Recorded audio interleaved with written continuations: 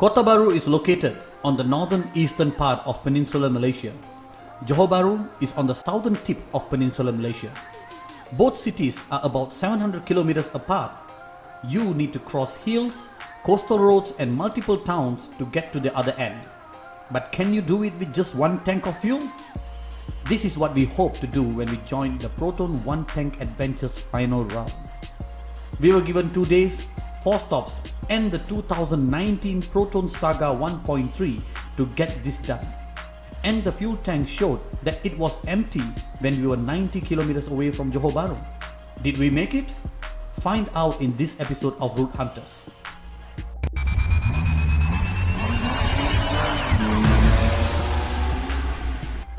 Our journey starts as we landed at the capital state of Kelantan, where we flagged off from the Kota Bharu Proton showroom on Jalan Sultan Yahya Petra. A total of 18 cars took part in the adventures ranging from Iris, Persona and of course the Saga.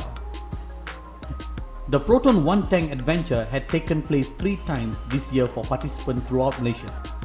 Participants consisted of owners and journalists and were divided according to the cars they were driving. We were competing as celebrities under the Saga category. New updates on the 2019 variant includes improved exterior features, reworked dampers, different wheel size and a 4-speed gearbox. That 4-speed gearbox will be the deciding factor for this drive.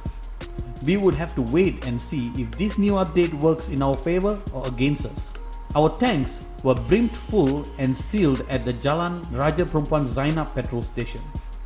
The 40 liters of Petronas Premix 95 is all we have to complete the 700 kilometers drive. And we are carrying nearly 250 kilos worth of occupants and equipments. Since we are taking part as celebrities and were not competing for any prize, we took it easy. Our air conditions were on full blast. We drove at our pace while enjoying the sceneries. The competitors took things very serious, running without air conditioning, bumping up the tire pressures and even using USB powered fans to cool down. As we pulled into the first stop at Laman Sri Ru 10, 108 kilometers away from the station, we still had a full tank of fuel. Confident that we could reach the end with fuel to spare, we continued with Makan games organized by Proton. When we proceeded to drive towards Kuantan, our last stop for the day, we turned into the LPT highway and saw how the Saga shined at the highway speeds. The seats provided surprising level of support and comfort, even for generously sized adults. The ride comfort over rough surface was also good, giving a plush feeling for the passengers. The 4-speed gearbox was also very smooth and you barely feel the upshifts. Up to this point, the Saga's onboard computers claimed that we were using about 5.6 liters of fuel every 100 kilometers. But when the fuel gauge dropped, we got a little concerned. So we tried to switch off the air conditioning off. That gave the indicated consumption reading of 4.2 liters per 100 kilometers. So for the rest of the LPD ride, we basked under the sun to save precious fuel until we reached Kuantan. We maxed our highway route by exiting the LPT at Bukit Go. This route allowed us to bypass traffic before reaching the Wistana Kuantan city centre, our stop for the night. As we turned into the hotel, the fuel gauge dipped past the half-point marker. Tomorrow is going to be an interesting day. The next day we set off with less than half tank of fuel in the car. It's almost 200 kilometers to the next stop in Mersing and we had few route options. We opted for the coastal road via Pekan, which has far less elevation and lesser traffic. We are familiar with this road since we used it for the Tour de Peninsula drive with the 208 GTI owners. It's a lovely piece of road with nice twists and beautiful view of South China Sea. And most importantly, it's consumption friendly flat. This time we refrained from using the air conditioning and packed the speed down. Our consumption figures hovered between 3.5 to 4.5 liters per 100 kilometers. And since we had a time limit of just 4 hours to reach the checkpoint, we had to calculate our time too. After all the effort, we reached the third checkpoint in Mersing with just 1 bar of fuel left. 1 bar only. At this point, we were not sure about our chances in reaching Johor Bahru. After grabbing some snack in the nearby stall, we headed out again on the road. Things were not working in our favors as the elevation increased drastically this time. Incline requires more fuel, therefore it's going to eat our range. To make matters worse, there were heavy downpours too. We had to wind up and use the aircon to avoid window misting. And it was like this for the next 100 kilometers until we reached Ulu Tiram. Things became really desperate when even the last fuel bar disappeared and we were nearly 90 kilometers away from the finish line.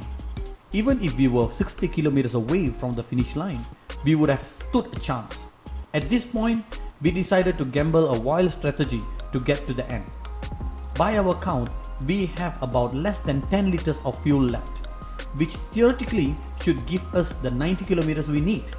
Instead of prioritizing the consumption figure, we prioritized in covering as much distance for the same amount of fuel used. This meant bumping up the average speed. This is where we saw the highlight of Saga's chassis. If the car understeered or was unable to carry speed throughout the corners, it means we had to accelerate and therefore use more fuel. The Saga's chassis allowed us to safely carry high speed through the turns without losing momentum. The dampers that provided a comfortable ride now provided plenty of traction and stable cornering. The turn-in was effortless and we easily overtook the entire convoy of participants. As we crossed Ulu Tiram, the terrain has mercifully flattened once again. However, the fuel light is blinking in yellow. On top of that, we have to deal with heavy traffic, junctions and traffic lights.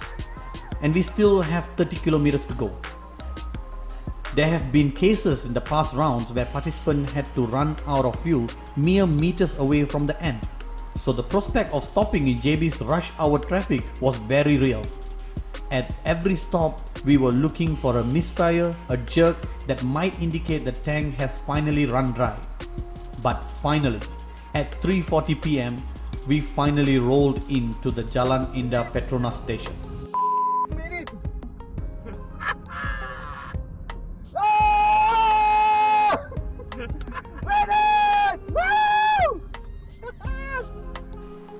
We had finally made it.